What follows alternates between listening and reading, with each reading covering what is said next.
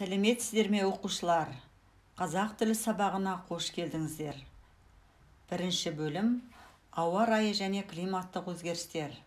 Бүгінгі сабағымыздың тақырыбы тұманның пайда болуы. Оқу мақсаттары: мәтін үзінділерін тыңдай отырып, оқиғаның дамуы мен аяқталуын болжау, жалғаулар мен шылаулардың ерекшелігін ескере отырып, үндестік заңына сәйкес орфографиялық нормаға сай жазу. Сабағымызды бастамас бұрын бейнежазбаны мұқият тыңдайық. Көктем немесе күз мезгілінде оңтүстіктен соққан жел жылы ауаны айдап алып келеді.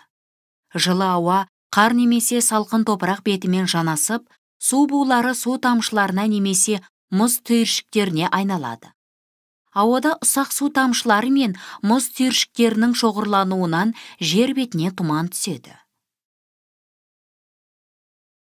Сабағымызды әрі қарай жалғастырамыз. Тұман туралы мәтінді мұқият тыңдайық. Тұман тек желсіз ауа райы кезінде болады. Себебі ауа салқындағандықтан оның құрамындағы су буы белгілі бір температурада тамшыға айналады.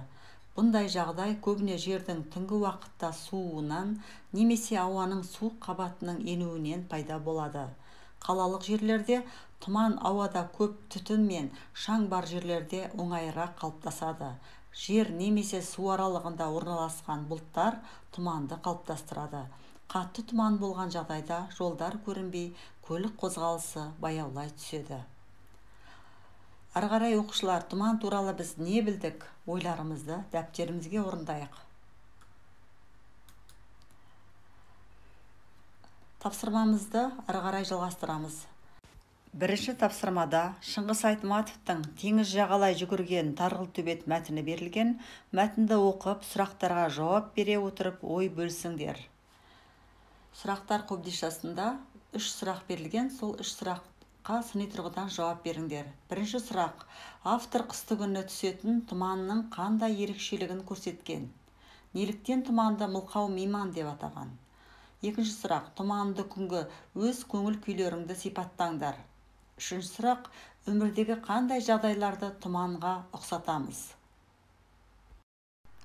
Осы мәтін негізінде оқылым мәтініндегі буын үндестігі заңдылықтарын көрсетіп, дәптерге жазар алдында үндестік заңы мен буын үндестігін еске түсірейік. Үндестік заңы екі түрлі болады: буын үндестігі және дыбыс үндестігі. Келесі тапсырмамыз: оқылым мәтіндегі буын үндестігі заңдылықтарын көрсете отырып, дәптерге жуан буынды, жіңішке буынды, аралас буынды сөздерді 3 графаға бөліп жазамыз.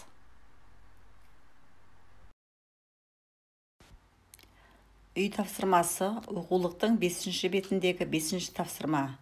Осымен сабағымыз аяқталды. Қош сау болыңыздар.